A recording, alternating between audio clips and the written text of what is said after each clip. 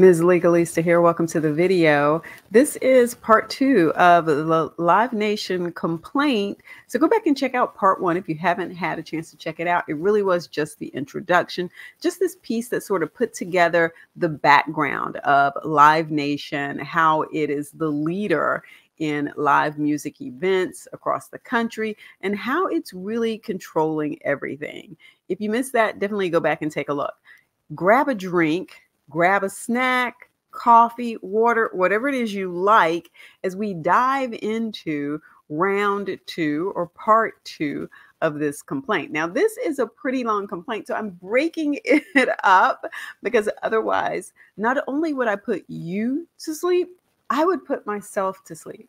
I would probably have all kinds of daydreams and night dreams if I were to take on 128 pages at one time. So that is definitely not going to happen. Now, I may go back at some point in time and put all of these pieces together so that it is one really long video. I could definitely see myself doing that. But in terms of where we are now, nah. Look at all of these states that are a part of this litigation here. Jury trial demanded. I spoke to that in my first video too. And now you can see this table of contents. When you have litigation that is this long, that is this complicated, the parties are intertwined, and you really want to be able to lay out your argument and be really clear about where you're going, a table of contents can really hammer things home. I'm going to use a hammer since they're talked about one of their competitors being a hammer for LiveNation. But you can see how this table of contents goes on and on.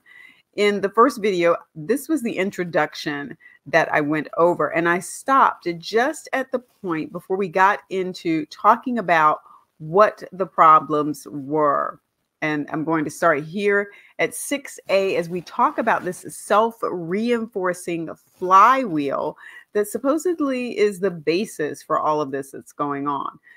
All right, let me get my stuff set up here at the bottom. I've got stuff popping up.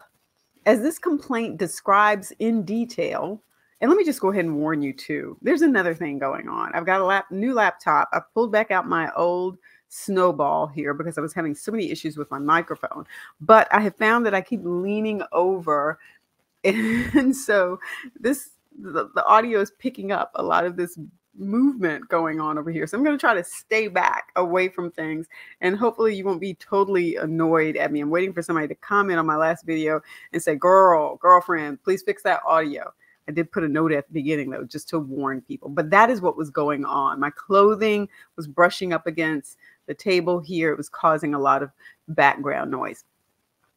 As this complaint describes in detail, through a self-reinforcing flywheel that LiveNation-Ticketmaster created to connect their multiple interconnected businesses and interests, LiveNation and Ticketmaster have engaged in numerous forms of anti-competitive conduct.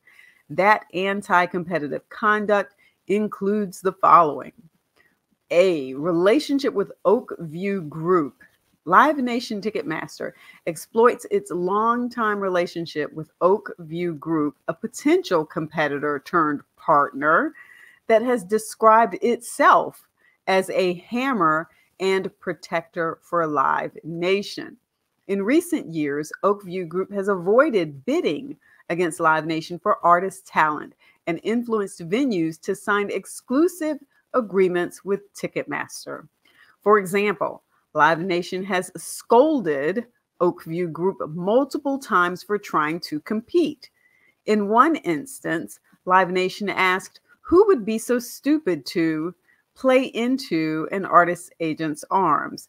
And on another occasion, LiveNation stated, let's make sure we don't let the artist agency now start playing us off. B, retaliating against potential entrants. LiveNation Ticketmaster successfully threatened financial retaliation against a firm unless it stopped one of its subsidiaries from competing to gain a foothold in the U.S. concert promotions market. C, acquiring competitors and competitive threats. LiveNation Ticketmaster strategically acquired a number of smaller and regional promoters that it had internally identified as threats. This has undermined competition and impacted artist compensation. D, threatening and retaliating against venues that work with rivals. LiveNation Ticketmaster's power in concert promotions means that every live concert venue knows choosing another promoter or ticketer comes with a risk of drawing an adverse reaction from LiveNation Ticketmaster that would result in losing a concert's revenue and fans. E, locking out competition with exclusionary contracts. LiveNation Ticketmaster locks concert venues into long-term exclusive contracts so that venues cannot consider or choose rival ticketers or switch to better, more cost-effective ticketing technology. These contracts allow LiveNation Ticketmaster to reduce competitive pressure to improve its own ticketing technology and customer service. F, blocking venues from using multiple ticketers. LiveNation Ticketmaster's conduct and exclusive contracts prevent new and different promotions and ticketing competitors and business models from emerging. They block venues from being able to use multiple ticketers who would compete by offering the best mix of prices, fees, quality, and innovation to fans. G, restricting artists' access to venues. LiveNation Ticketmaster has increasingly gained control of key venues, including amphitheaters, through acquisitions, partnerships, and agreements. LiveNation Ticketmaster restricts artists' use of those venues unless those artists also agree to use their promotion services. You guys, that's a lot right there. You can't go in and have a show here at that place unless you use our services. Okay, well, that's not that different. If you think about it, that's not that different from you using a catering company's venue or a company's venue space, and that space saying you have to use our associated or partnered caterer. Same sort of thing, except in most cases that person who owns that building or that location doesn't own all of them or doesn't have something close to a monopoly on it. So you could choose to go elsewhere. That's sort of the difference here. H, acquiring competitors and competitive threats. LiveNation Ticketmaster strategically acquired a number of smaller and regional promoters that it had internally identified as threats. This has undermined competition and impacted artist compensation. Taken individually and considered together, LiveNation's and Ticketmaster's conduct allows them to exploit their conflicts of interest as a promoter, ticketer, venue owner, and artist manager across the live music industry and further entrench their dominant positions.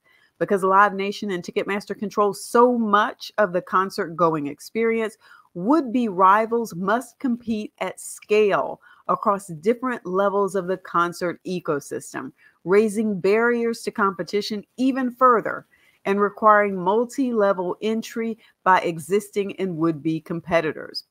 The real-world, practical costs of LiveNation's strategy are well known.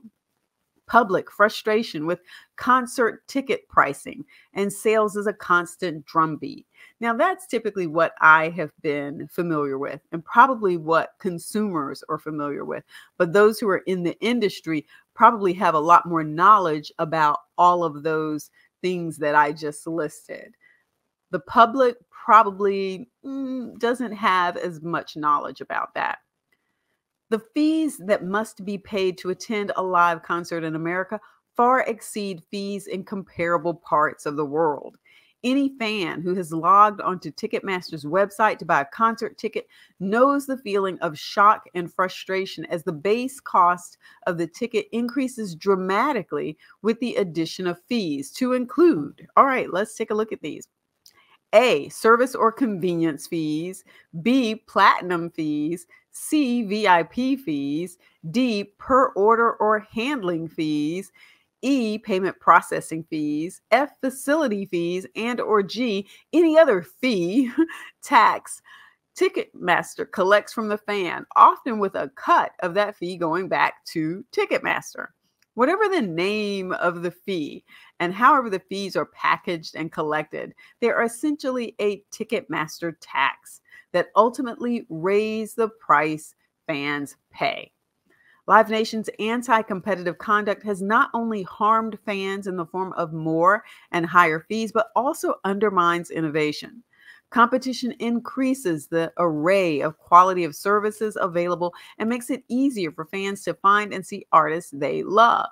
Unburdened by competition on the merits, Ticketmaster does not need to invest as much to improve the fan experience.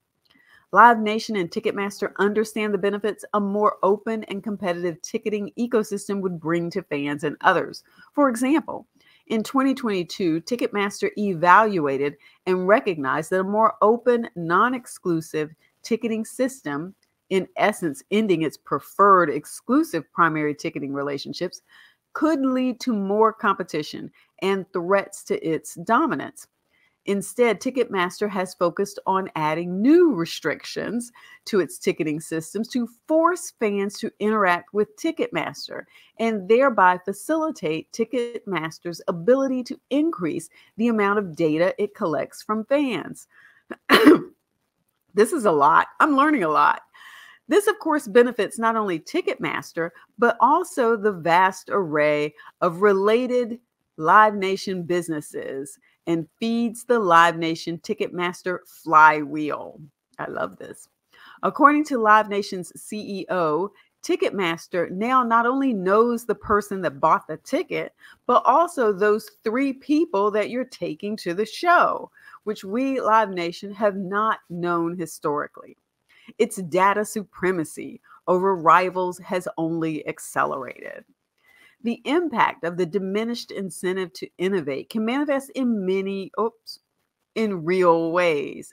Without competitive pressure to spur investment and innovation, customer service, website and app design, and product quality and stability suffer. These harms are the natural and predictable consequence of an industry suffocating under monopoly. The United States and certain states previously tried to protect what should be a dynamic, thriving industry through a Clayton Act Section 7 case and resulting consent decree in 2010, followed by an amended consent decree in 2020. Notwithstanding the prior case under Section 7 of the Clayton Act, LiveNation and Ticketmaster have violated other antitrust laws, namely the Sherman Act, through additional different and more expansive forms of anti-competitive conduct and exclusionary practices. LiveNation's monopoly and the anti-competitive conduct that protects and maintains its monopoly strikes a chord, precisely because the industry at stake is one that has for generations inspired, entertained, and challenged Americans. Conduct that subverts competition here not only harms the structure of the live music industry and the countless people that work in the industry, but also damages the foundation of creative expression and art that lies at the heart of our personal, social, and political lives. Now, let me stop there for a second, because we went from this piece in the beginning that sort of spoke to, here's what we find anti-competitive. Here are the funky fees that we don't agree with. Now, let's go back to talking about this sort of narrative story. And I talked about that in the other video about having attorneys write some of this. And it feels like they really wanted to be writers in another life, because the way that some of this language is crafted to tell a story, and I get that sense even as I'm reading this, it's not just about listing the harms that have been done, but it's to paint a certain picture. You go in with a theme that you're going to use when you get in front of this jury. And that's what's selling your case. And you walk in with the documentation, the witness, and the experts to back all of that up. Paragraph 15. It is often said that music requires little more than 3 chords and the truth. See what I mean? Like, what has that got to do with this case? What has that got to do with what we're alleging in this document? Well, like I said, you've got some writers here that like writing. I can see somebody in the law firm saying, oh no, please let me draft the complaint. I will take it on. I will stay up all night. They probably stayed up late and on weekends and worked holidays because this was the thing they wanted to do. Somewhere deep 20, 30, 40 years later, they're going to be thinking back going, I remember when I worked on that LiveNation complaint. In our modern economy, the live music industry requires that plus competition. Restoring competition protects the ability of working artists and fans to meaningfully access, afford, and engage with music and each other. Addressing and stopping anti-competitive conduct is also essential to ensure the vibrancy of live music. The United States and the Attorneys General of Arizona, Arkansas, California, Colorado, Connecticut, the District of Columbia, Florida, Illinois, Maryland, Massachusetts, Michigan, Minnesota, Nevada, New Hampshire, New Jersey, New York, North Carolina, Ohio, Oklahoma, Oregon, Pennsylvania, Rhode Island, South Carolina, Tennessee, Texas, Virginia, Washington, West Virginia, Wisconsin, and Wyoming hereby seek relief from this court, including structural relief to stop the anti-competitive conduct arising from LiveNation's monopoly power. And there you have it. That's part one. So we wrapped up now the introduction and part one. Hope you're finding all of this a little bit interesting. Just sort of understanding these parts and pieces that they're pulling together in this complaint against LiveNation, Ticketmaster, and how it essentially controls a monopoly. And this monopoly has impacted not just people with tickets, okay? It's impacted artists too, those that control venues, companies that maybe want to get into the industry. The sheer power and the fact that it controls so much has made it impossible for other people to, I guess, have fair opportunity in this whole industry. So there you go. That's the claim. That's the claim. Again, we've gone through the introduction and part one. Make sure you stick around for part three, part two, part three, part three, and give the video a thumbs up if this is providing you with a little bit of information, maybe some entertainment if you put on some background music, and don't forget to subscribe. Mwah.